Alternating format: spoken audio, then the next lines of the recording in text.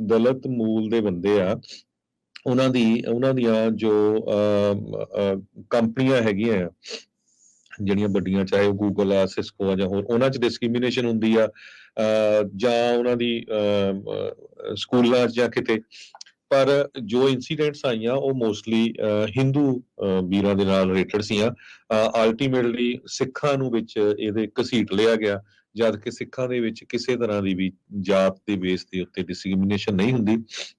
ਉਹਦੇ ਸੰਬੰਧ ਦੇ ਵਿੱਚ ਆਪਾਂ ਜੋ ਪੰਜਾਬੀ ਰੇਡੀਓ USA ਦੇ ਉੱਤੇ ਸਰਵੇ ਕਰ ਰਹੇ ਆ, ਪੁੱਛ ਰਹੇ ਆ ਲੋਕਾਂ ਨੂੰ ਵੀ ਹਾਂ ਭਈ ਤੁਹਾਨੂੰ as a Punjabi, as a Sikh, ਤੁਹਾਡੀ ਜਾਤ ਦੇ ਬੇਸ ਦੇ ਉੱਤੇ ਤੁਹਾਡੇ ਨਾਲ ਕੋਈ ਧੱਕਾ ਹੋਇਆ। ਸੋ ਇਹ ਬਿੱਲ ਇੱਥੋਂ ਏਰੀਏ ਦੀ ਸੈਨੇਟਰ ਹੈਗੀ ਆ, ਨਵੀਂ ਬਣੀ ਸੈਨੇਟਰ ਆ ਐਸ਼ਾ ਬਹਾਵ, ਇਹ ਅਫਗਾਨਿਸਤਾਨ ਤੋਂ ਆ, ਇਹ ਬਿੱਲ ਇਸ ਨੂੰ ਲੈ ਕੇ ਆਈ ਆ।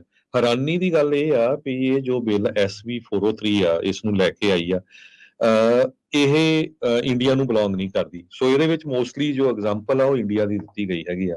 ਸਿੱਖਾਂ ਨੂੰ ਬਿਨਾਂ ਕਿਸੇ ਗੱਲ ਤੇ ਇਹਦੇ ਵਿੱਚ ਘਸੀਟ ਲਿਆ ਗਿਆ ਵੀ ਸਿੱਖਾਂ ਨੂੰ ਬਦਨਾਮ ਕੀਤਾ ਜਾ ਸਕੇ। ਸਿੱਖਾਂ ਦੇ ਵਿੱਚ ਕਿਤੇ ਵੀ ਕਿਸੇ ਤਰ੍ਹਾਂ ਦੀ ਜਾਤ ਬੇਸਡ ਡਿਸਕ੍ਰਿਮੀਨੇਸ਼ਨ ਹੈ ਨਹੀਂ।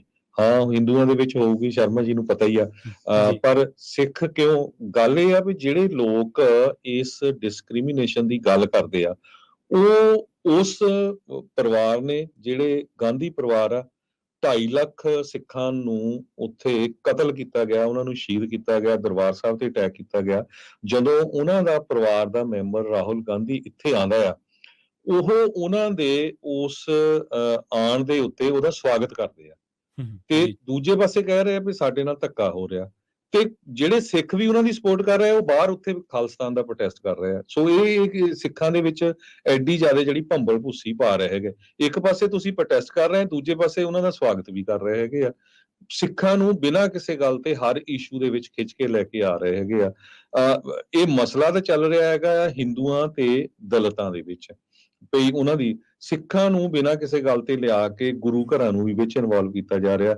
ਸੋ ਇਸ ਕਰਕੇ, ਕਿਉਂਕਿ ਜਿਹੜਾ ਪੰਜਾਬੀ ਰੇਡੀਓ USA ਆ, ਸਾਡਾ ਇਹ ਸ਼ੁਰੂ ਕਰਨ ਦਾ ਮਤਲਬ ਹੀ ਇਹ ਸੀ, ਸਾਡਾ ਮੋਟੋ ਇਹ ਆ, ਤੁਸੀਂ ਹਮੇਸ਼ਾ ਤੁਸੀਂ ਦੇਖਿਆ ਹੋਣਾ, ਯੂਨਾਈਟਿੰਗ ਪੰਜਾਬੀਜ਼ ਆਲ ਓਵਰ। ਆਪਾਂ ਚਾਹੇ ਉਹ ਸਿੱਖ ਆ ਪੰਜਾਬੀ, ਚਾਹੇ ਉਹ ਹਿੰਦੂ ਆ, ਚਾਹੇ ਉਹ ਮੁਸਲਮਾਨ ਆ, ਚਾਹੇ ਕ੍ਰਿਸਚਨ ਆ, ਆਪਾਂ ਪੂਰੇ ਦੁਨੀਆ ਦੇ ਪੰਜਾਬੀਆਂ ਨੂੰ ਜੋੜਨਾ ਆ। ਤੇ ਤੁਹਾਨੂੰ ਪਤਾ ਵੀ ਆ ਪੰਜਾਬੀ ਰੇਡੀਓ USA ਦੇ ਵਿੱਚ ਮੁਸਲਮਾਨ ਵੀ ਕੰਮ ਕਰਦੇ ਆ, ਹਿੰਦੂ ਵੀ ਕਰਦੇ ਆ, ਸਿੱਖ ਵੀ ਕਰਦੇ ਆ, ਠੀਕ ਆ। ਜਾਤਾਂ ਦੇ ਬੇਸ ਤੇ ਵੀ ਕਰੀਏ, ਸਾਰੇ ਜਾਤਾਂ ਬੇਸ ਵਾਲੇ ਵੀ ਕੰਮ ਕਰਦੇ ਆ। ਸਾਡੇ 'ਚ ਕੋਈ ਕਿਸੇ ਤਰ੍ਹਾਂ ਦਾ ਇਸ਼ੂ ਨਹੀਂ ਹੈ, ਇਕੱਠੇ ਰਹਿੰਦੇ ਆ, ਇਕੱਠੇ ਵਿਆਹਾਂ 'ਚ ਜਾਂਦੇ ਆ, ਇਕੱਠੇ ਹੀ ਜਿਹੜੇ ਆ ਲੰਗਰ ਛਕਦੇ ਆ, ਇਕੱਠੇ ਘਰਾਂ 'ਚ ਰਹਿੰਦੇ ਹੈਗੇ ਆ। ਸੋ ਇਸ ਇਸ਼ੂ ਕਰਕੇ ਸਾਨੂੰ ਪੰਜਾਬੀ ਰੇਡੀਓ USA ਨੂੰ ਵਿੱਚ ਆਉਣਾ ਪਿਆ, ਵੀ ਇਹ ਪੰਜਾਬੀਆਂ ਨੂੰ ਇੱਕ ਤਰ੍ਹਾਂ ਨਾਲ ਸਿੱਖਾਂ ਨੂੰ ਬਦਨਾਮ ਕਰਨ ਦੀ ਕੋਸ਼ਿਸ਼ ਹੋ ਰਹੀ ਆ। ਸੋ ਉਹਦੇ ਸੰਬੰਧ ਦੇ ਵਿੱਚ ਕੱਲ ਵੀ ਸਰਵੇ ਕੀਤਾ ਸੀ, ਤੁਹਾਡੇ ਜਿਹੜੇ ਬਿਆਨ ਲਏ ਆ, ਤਾਂ ਕਿ ਲੋਕਾਂ ਨੂੰ ਦੱਸਿਆ ਜਾ ਸਕੇ ਵੀ ਆਪਣੇ ਅਸੈਂਬਲੀ ਮੈਂਬਰ ਨੂੰ ਕੰਟੈਕਟ ਕਰੋ ਵੀ ਭਾਈ ਕੈਲੀਫੋਰਨੀਆ ਦੀ ਪ੍ਰੋਬਲਮ ਇਹ ਕਾਸਟ ਬੇਸਡ ਪ੍ਰੋਬਲਮ ਨਹੀਂ ਹੈਗੀ, ਸਿੱਖਾਂ ਦੀ ਪ੍ਰੋਬਲਮ ਨਹੀਂ। ਕੈਲੀਫੋਰਨੀਆ 'ਚ ਇਸ ਟਾਈਮ ਸਭ ਤੋਂ ਵੱਡੀ ਪ੍ਰੋਬਲਮ ਹੋਮਲੈਸਨੈਸ ਦੀ ਆ, ਸਭ ਤੋਂ ਵੱਡੀ ਪ੍ਰੋਬਲਮ ਕ੍ਰਾਈਮ ਦੀ ਹੈਗੀ ਆ। ਜਿਹੜੇ ਸਮਾਲ ਬਿਜ਼ਨੈਸਸ ਆ, ਛੋਟੇ ਸਟੋਰਾਂ ਵਾਲੇ, ਉਹਨਾਂ ਦਾ ਹਾਲ ਦੇਖੋ ਕਿੰਨਾ ਬੁਰਾ ਹੋਇਆ ਆ। ਕਿਸੇ ਨੂੰ ਇੰਸ਼ੋਰੈਂਸ ਨਹੀਂ ਮਿਲ ਰਹੀ, ਹਰ ਰੋਜ਼ ਉਹਨਾਂ ਦੇ ਉੱਥੇ ਕ੍ਰਾਈਮ ਹੁੰਦਾ ਆ, ਹਰ ਰੋਜ਼ ਉਹਨਾਂ ਦੇ ਲੁੱਟਮਾਰ ਹੁੰਦੀ ਹੈਗੀ ਆ।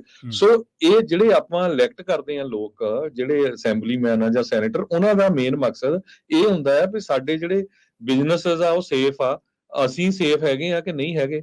ਸੋ ਇਸ ਇਸ਼ੂ ਤੇ ਵਰਕ ਕਰਨਾ, ਨਾ ਕਿ ਜਿਹੜਾ ਆਪਾਂ ਇੰਡੀਆ ਦੇ ਵਿੱਚ ਜੋ ਸਾਰਾ ਕੁਝ ਛੱਡ ਕੇ ਆਏ ਆ ਉਹਨੂੰ ਇੱਥੇ ਲਿਆਓ। ਹਾਲਾਂਕਿ ਇੱਥੇ ਕੋਈ ਕਿਸੇ ਤਰ੍ਹਾਂ ਦੀ ਕੋਈ ਗੱਲਬਾਤ ਨਹੀਂ ਆ। ਸੋ ਇਸ ਇਸ਼ੂ ਦੇ ਉੱਤੇ ਇਹ ਟਾਕ ਸ਼ੋ ਹੋਣਾ ਆ ਦੁਪਹਿਰ ਨੂੰ 3 ਵਜੇ ਤੋਂ 4 ਵਜੇ ਤਾਈਂ, ਤੇ ਤੁਸੀਂ ਉਸ ਟਾਈਮ ਪੰਜਾਬੀ ਰੇਡੀਓ USA ਤੇ ਕਾਲ ਕਰ ਸਕਦੇ ਹੋ। ਨੰਬਰ ਹੋਊਗਾ 408 272 5200। ਆਪਣੇ ਸੁਝਾਅ ਦੇ ਸਕਦੇ ਆ। ਪੰਜਾਬੀ ਰੇਡੀਓ USA ਕਦੇ ਵੀ ਕਿਸੇ ਦੀ ਕਾਲ ਬਲੌਕ ਨਹੀਂ ਕਰਦਾ, ਚਾਹੇ ਕੋਈ ਹੱਕ 'ਚ ਆ ਚਾਹੇ ਅਗੇਂਸਟ ਆ।